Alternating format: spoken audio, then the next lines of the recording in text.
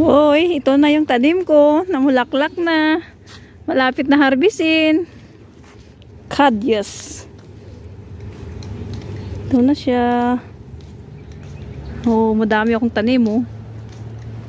Marami akong tanim. Hanggang doon. After, siguro mga, isang buwan na. Pwede na itong ma-harvest.